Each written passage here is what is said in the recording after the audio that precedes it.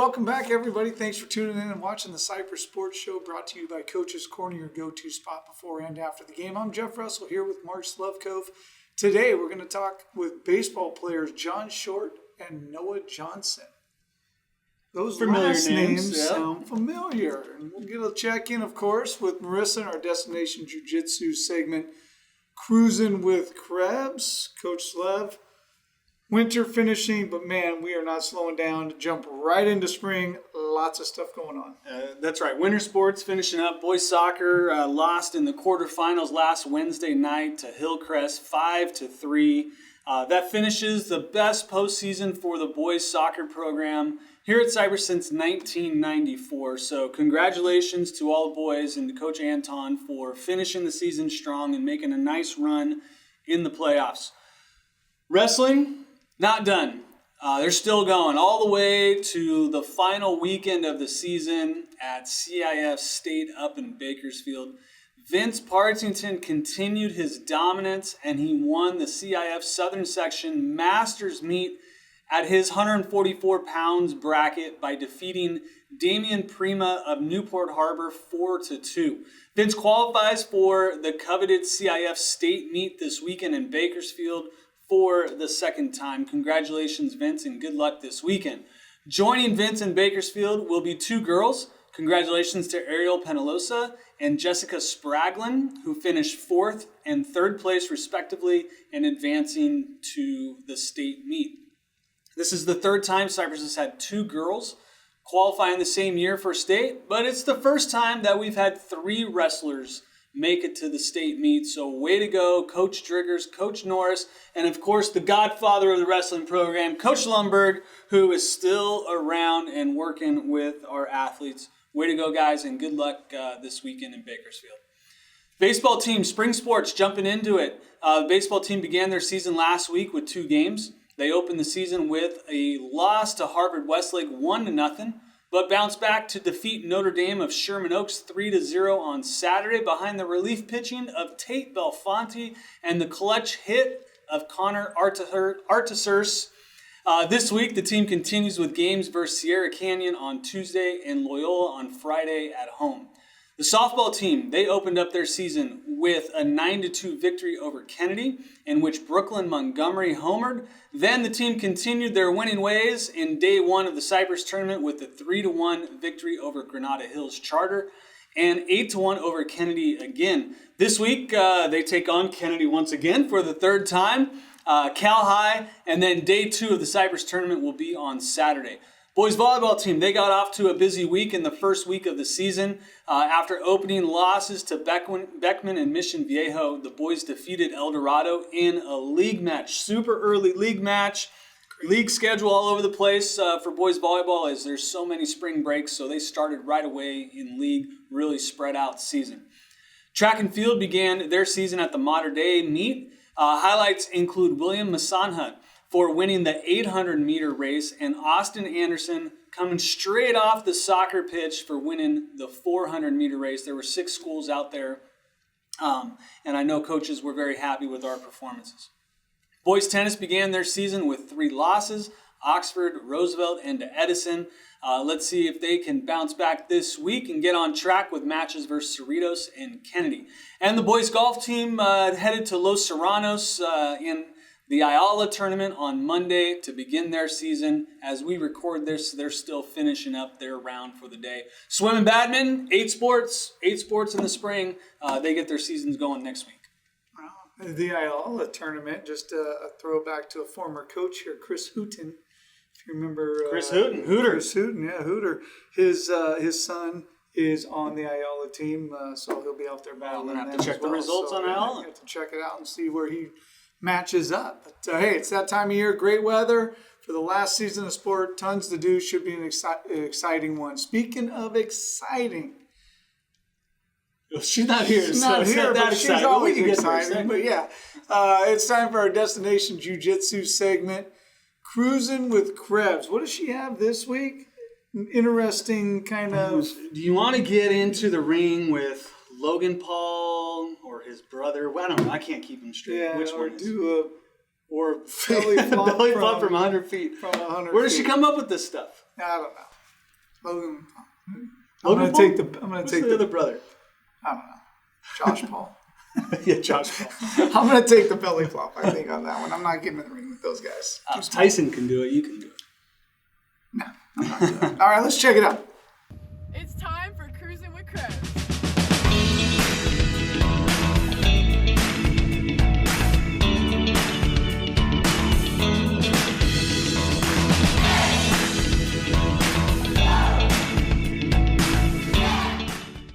What's up, guys? I'm here with Lizzie on song. I'm here with Isaac on boys basketball. What's up, guys? I'm here with 5454, Mr. Pfeiffer.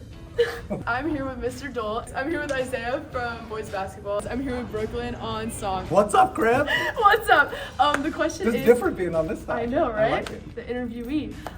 Would you rather belly flop off of 100 meters into a pool, or would you rather get in a boxing ring with Logan Paul and fight him? I'm fighting Logan Paul. I'd rather fight Logan Paul because that just seems way cooler than just belly flopping. No belly flop, man. That split me wide open, right? And everyone said I can bob and weave. I may be skinny, but I can throw these things. Let's go. Let's go. I would say belly flop because like one hit and I'm done. Like I'm out. So belly flop. I'm fighting Logan Paul because 100 meters is like really far, and that's gonna hurt. And I got him. I got him for real. Oh, easy. Fight Logan Paul. Really? Easy, You think you're gonna win? Yeah. Easily. I used to box a little bit. Logan Paul, he's talented, and I like what he does, some of his stuff. I mean, I admire the guy if he's going to fight Canelo. And Mike Tyson, but in the belly flop, that just seems really painful Yeah, anyway. that would really suck. Yeah, I'd definitely choose the boxing. For Okay, sure. thank you. Everyone said I can bob and weave. I can bob and weave. I can bob and weave. Bob and weave. I may be. What's up, Krebs?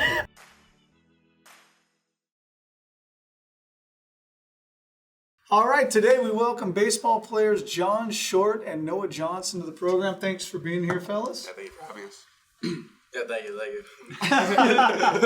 Now, in the beginning, Pleasure to be here. right? Yeah, we'll help you through all of it. Don't worry. In the beginning, we were chatting, Coach Slevcove and I, and we're saying, the last names that you guys have, they're kind of familiar, right? We got both dads having played at Cypress High School, and Coach Slevcove playing at Cypress High School, and his son on the team.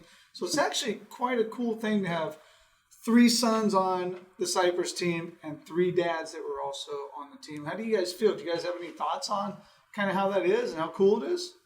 I never even thought of, I didn't even know Noah's dad even played here, to be honest with you. Yeah. But that's pretty cool. I mean, my dad, formerly playing baseball at Cypress and, stopping, I think, junior year, is, something that, guides me to keep on playing baseball just so I can, not surpass him, but, not try to show him up, but, carry on what he had. Yeah. So that's how I think about it. And I think everybody coming back, I think it has something to say about Cypress alone because all the parents want their kids to come to Cypress. So I think that has something to say about Cypress and the legacy and, all the good things that happen here. Nice stuff. Oh, I was just going to say, speaking from experience, playing with Noah's dad and going to high school with him and having Shorty's dad in class and seeing Shorty when he was in school. The next generation is a little bit better than They did well. the first generation. Yeah. I don't know how good they did with baseball and stuff, but dads, they've done a great job. Oh, as dads. Well, yeah, their sons are better baseball players, but they are great dads. They're great dads. Raising and great good kids. players. You guys, do you talk to your dads about their time playing here and if they were any good when they played and things, or do they just tell you how good they were? My dad swears by he was, one of the best catchers or something. He always tells me that. I believe him. Yeah. I mean, he knew a lot about catching, and now, being a coach, he has some good hitting philosophy. So, Solid. yeah. It's not bad. My dad only talks about this walk-off homer that he hit off Kennedy. Yeah. And actually, my freshman year, I had Mr. Lewis as my math teacher, so that's all we would talk about, this walk-off homer against Kennedy. So Nice. You got who's better, you or your dad? Not me. Yeah. I think You gotta say that. Yeah. Easy answer. Easy answer.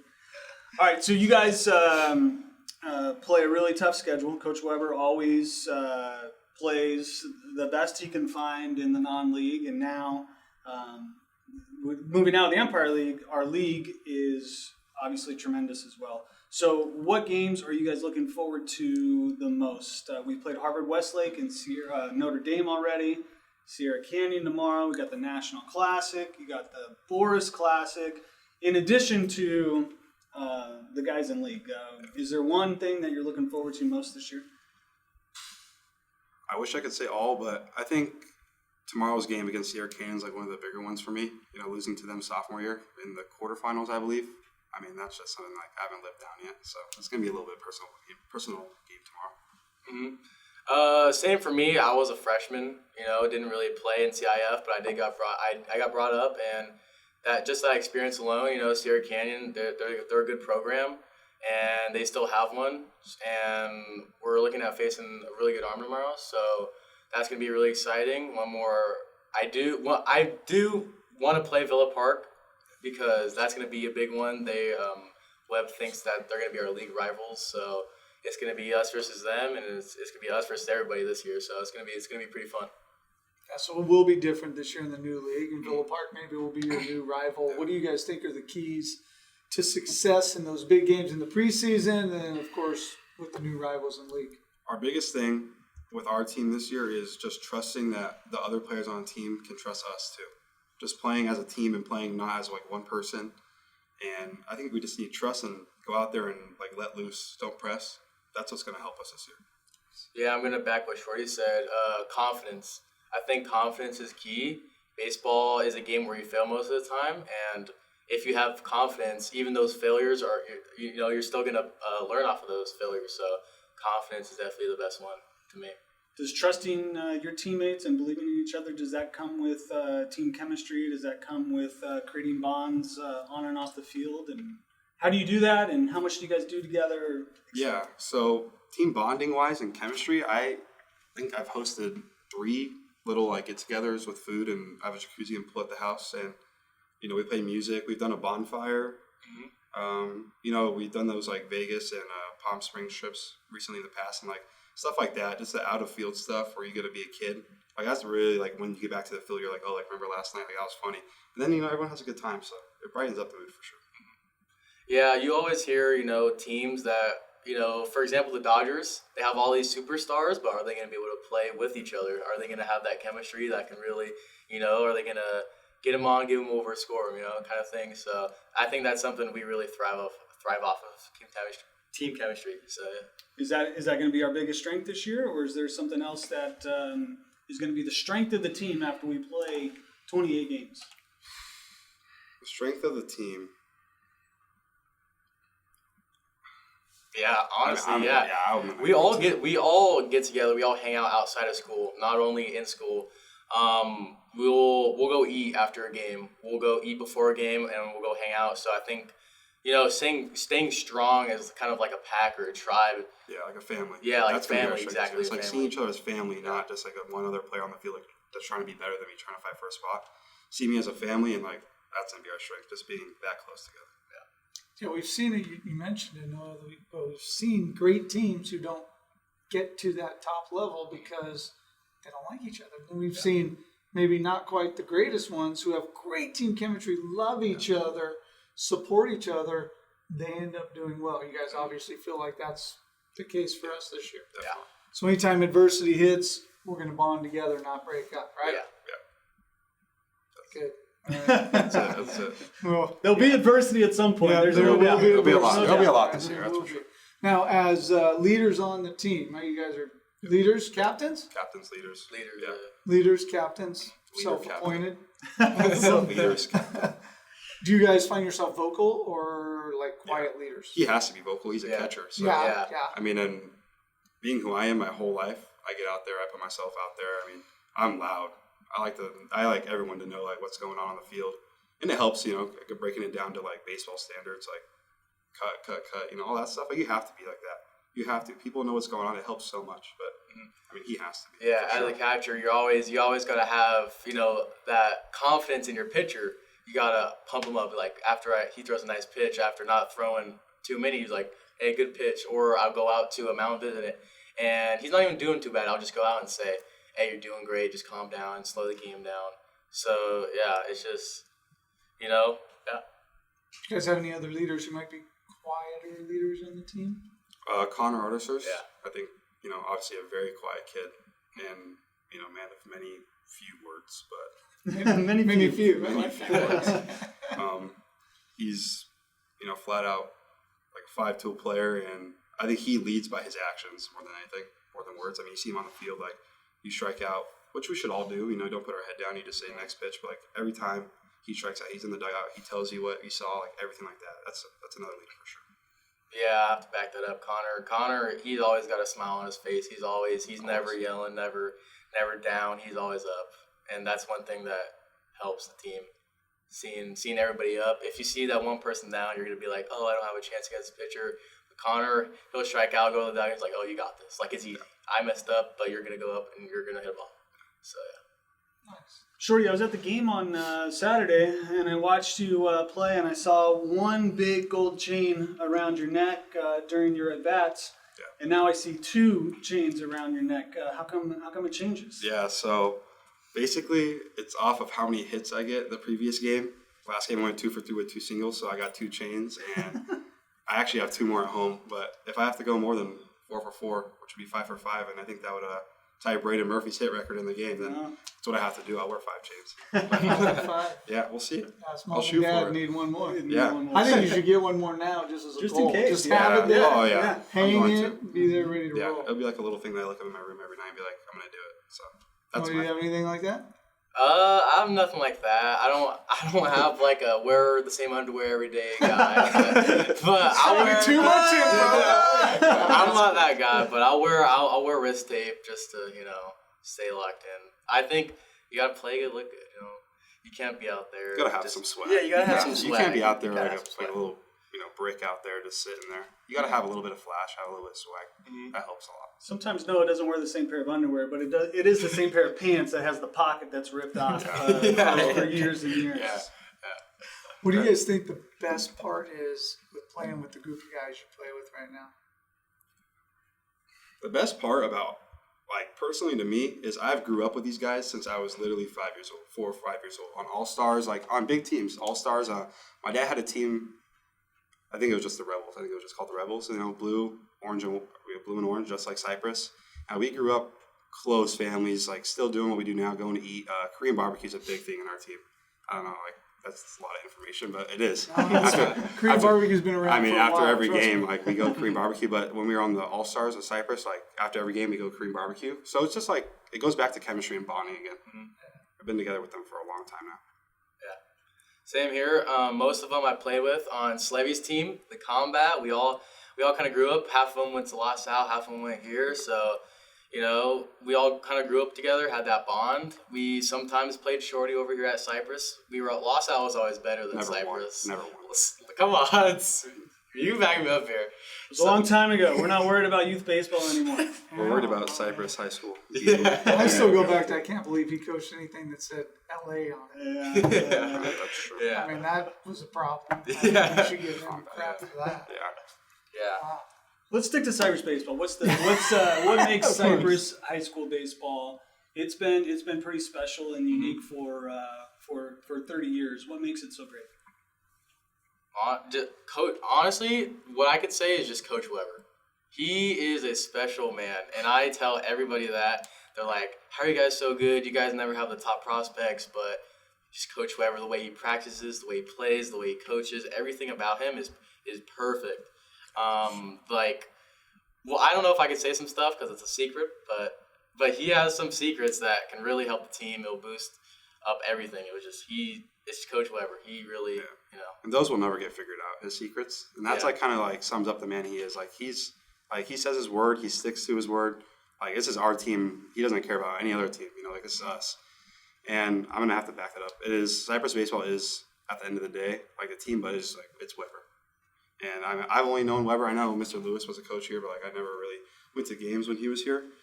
And Weber just being the guy he is, holding us to a standard. I think that's what makes Cypress baseball the legacy that we have. That's why it's so good. Just the standard that he sets for us. He knows that, we try. When we fail, he knows. He told us many times, I know you guys want to do good, and you can't because it's physical or mental issues. But he knows. He just knows a lot of things. And he's very good with those details too. Yeah, very good, precise. When he runs a practice or scouting reports, whatever it is, he's very detailed with it. And when we were talking to Fryer last week, we got on Coach Weber, and he was even talking about like bunt defenses, and he's going crazy about a bunt defense because it wasn't like just absolutely perfect, or 100%. or laying down a bunt just not perfect. Like everything he does is just so specific to what you guys are doing. Absolutely. Obviously, that transfers over to the games. Yeah. Well, cool. Well, we've come to the point for some fast action questions. Ready. Don't overthink them. Yeah, you think so, huh? Yeah, I'm All ready. right. I'm ready. Okay, here we go. Easy one to start. What's your guys' walk-up song? My walk-up song is "How Do You Want It" by Tupac. Just like I'm leadoff hitter, so I like to have my song plays a little bit longer than other people, and the beat to that, I mean, it just gets everyone going. Mine's "Foolish" by Ashanti. It's a nice old school song that will get the crowd going. Going. Not growing. Not growing. Look at them going. We have two It'll get throwbacks. A lot of our players have throwbacks. So Yeah, you do. You have a few that are it was good. throwback kinds. Hit a home run in the top of the seventh to win the game. So it's not a walk-off. Top of the seventh to win the game. Or make a game-winning catch at the end of the game to win it. Greg Prophet style. I'm gonna go game-winning catch. I'm obviously a DH this year, so all I'm doing is swinging the bat. But you're not getting dogpiled on if you hit one in the top of the seventh. You still got to go out there, and your pitcher's got to do his job. But I make a game-winning catch. Everyone's running at you. Just like Greg Prophet against Pacifica. Yeah, same thing. That catch was pretty against Pacifica. It was pretty cool. Him making that catch, I had no idea he was going to catch it, but he kind of got up there, caught it, and we all dogpiled in right field, and it was pretty fun. Yeah. It's rare to see a dogpile in the outfield. So. It is. That's awesome. If you could add some dumb rule to baseball, what would it be? Where you can have somebody hit random, so it could be like the sixth hitter, but the first inning, and we would be like, go hit, just for fun. Just like one time Just in the one game. time in the game, just anybody can That could hit. be big at the They end of talked the about game. that. Major League Baseball's talked about that. Yeah, I think That is a dumb rule, Noah. It is. You nailed it. You nailed it. How did you think of that? I don't know. That's a hard question. I guess I wasn't ready. I thought I was going to say that. You're ready. What would I do? The name of this game was Fast Action. Yeah, no, Shorty. I'm pretty slow. Noah's is pretty cool. That I'm one's just going to stay with it. yeah, that one's cool. Like just to hit whenever you want. I don't know. All right. That's hard. Who on the team has the weirdest superstition or ritual before a game? Shorty. What do I Never heard the chains before. Yeah. Yeah, Never it's pretty heard the weird. chains. I just started it too, but I don't see a lot of people with superstitions on our team. No? No, not Do really. they have any ritual that they do? Maybe not superstition, but they got to do certain things, maybe in a certain order or anything like that. I think Connor's like a really scheduled guy, so I think he's there. He stretches, before we do our team stretch, he stretches the stuff that we stretch everything, but the stuff that he wants to, and then he goes to play catch. I think he throws the same amount of feet every day. He keeps his arm consistent. That's probably the guy. What's your best baseball snack? Gushers. Yeah. Gushers? Yeah. Can I say brings you drink? back to the days where they Can I say drink? Yeah. Energy drinks. Like what? It's not. Like a Ghost energy drink. Okay. It's called Ghost Orange Creamsicle. I get that before every game. All right. And I know That caffeine's sounds- not that good sounds for you. superstitious. That's why he's a little loud though. It's a little Got it. No energy drinks. on edge while you're out there. Yeah. If you could have one celebrity, any celebrity come out and throw out the first pitch before one of our games, who would it be? I'm gonna say Kobe Bryant. Oh, that was good. That's That was like good. just it's Kobe. He's so motivational. Yeah. Just such a good person. I like to see Bryce Harper, just because of the fact where I kind of want to talk to him. He's my favorite athlete, so because as a catcher, I'd probably end up catching it. So I'd catch it, I'd go up to him and just take a picture, have a nice little talk with him, maybe get coffee or something. Energy drink. Maybe a coffee, a little energy Yeah. drink. What do you think? Take a walk. All right. What's your go-to excuse when you miss an easy play? The sun. Yeah, I was about to say that. I guess it's a ground ball. It's different. I'd be like, It's bad. bad hop. It was a rock or something. I don't make excuses anymore, but back then, yeah, it was either the sun. It was a lot. It was the sun for sure. Same. And then I had the glasses on my hat, and then I'd be Right. like, put them on maybe. Yeah, that's always the thing. They're up there and then we drop and you're Yeah, like, yeah. what are you doing? Well, Put them on. That's what they're there for. As a catcher, I'd say we get crossed up. Me and the pitcher. Yeah. I knew what was coming. I missed it. I say, say to whoever, I'm like, I had no idea that was coming. Like, I thought a different pitch was coming. You just gave away your secret now. Oh, shoot. Yeah, you're right. All right. Well, thanks again to baseball players John Short and Noah Johnson for being here today. Thanks to our sponsors, Destination Jiu-Jitsu and Coach's Corner. Make sure and support those businesses for supporting us. Thanks again for watching. See you guys next week.